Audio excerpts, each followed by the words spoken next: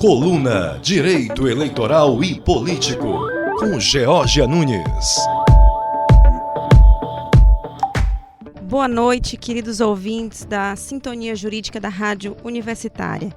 Eu sou Geórgia Nunes e estou aqui novamente com a nossa coluna Direito Eleitoral e Política. Hoje nós vamos tratar sobre um assunto bastante palpitante, o impeachment da presidente Dilma e seu fatiamento da sua condenação na perda do cargo sem a inabilitação por 8 anos para o exercício de função pública. Esse fatiamento ocorrido no Senado Federal gerou muita controvérsia, não apenas dentro do Senado, não apenas no meio político. E, já que a nossa coluna trata, além do direito eleitoral, também da política, nós vamos trazer essa controvérsia política sob uma ótica jurídica, como observar esse fatiamento e tentando analisar a sua eventual constitucionalidade que vem sendo discutida no âmbito do Supremo Tribunal Federal. Toda essa celeuma, caros ouvintes, gira em torno do artigo 52, parágrafo único da Constituição Federal de 1988.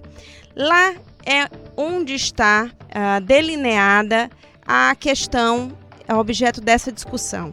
O que diz o artigo? Que condenação ela se dá à perda do cargo, vírgula, com inabilitação por 8 anos, para exercício da função pública sem prejuízo das demais sanções judiciais cabíveis. Toda a discussão, portanto, está nesta vírgula e na conjunção com inabilitação. Esse fatiamento, ele também veio sendo discutido, além da inabilitação, o porquê da presidente não ter inelegibilidade por 8 anos. Muito se discute sobre essa distinção. A inabilitação ela é diferente da inelegibilidade. E a presidente não ficou inelegível porque a linha C da Lei da Ficha Limpa, que todos vocês conhecem, aquela Lei 135 de 2010, que ampliou o rol de inelegibilidades, ela não fala sobre o presidente da República. Ela só fala da perda do cargo de governador, vice-governador e prefeito e vice-prefeito. Portanto, está afastada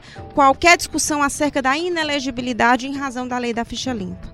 E também resta justificada, caros ouvintes, o porquê da nossa presidente não ter renunciado. Se ela tivesse renunciado, ela teria atraído para si a inelegibilidade da linha K, do artigo 1º, do inciso 1º da Lei Geral das Inelegibilidades. Então, nada disso foi por acaso.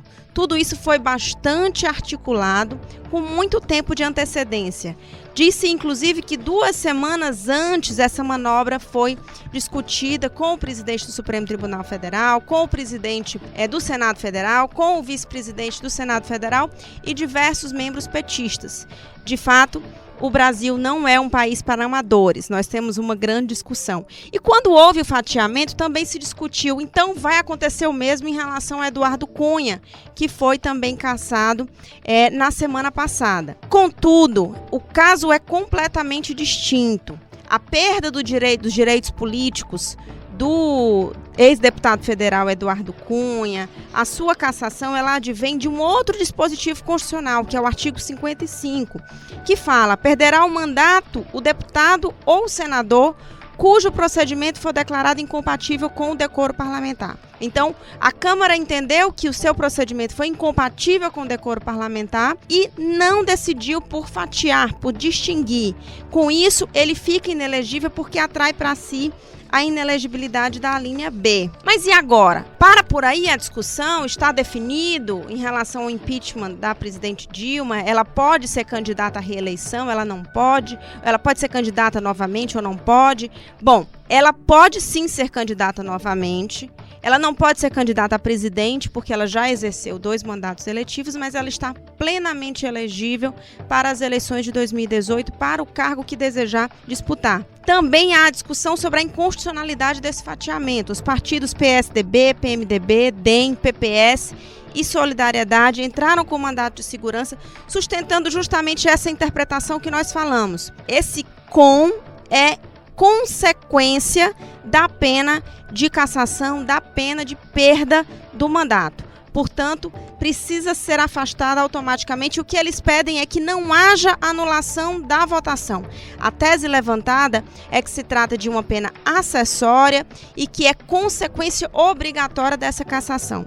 Por outro lado, diversos juristas entendem que, em se tratando justamente de pena acessória, ela pode sim ou não ser aplicada. Então, eles pretendem uma interpretação da Constituição de forma sistemática com outras legislações, inclusive com o Código Penal, que faz essas distinções entre pena principal e pena acessória, entendendo-as autônomas. Isso, então, será cenas para os próximos capítulos desse julgamento do Supremo Tribunal Federal. A dúvida é, irá o Supremo Tribunal anular todo o julgamento do Senado? Irá anular apenas a segunda votação? É possível? E lembrando que o próprio mandado de segurança impetrado pelos partidos políticos destaca que esse assunto já foi objeto de julgamento pelo Supremo Tribunal Federal quanto do impeachment do presidente Fernando Collor, que renunciou, mas naquela oportunidade o Supremo já havia interpretado a nossa Constituição, a mesma Constituição de 1988, é importante que fique claro, como uma pena consequente do afastamento do presidente à inabilitação por 8 anos.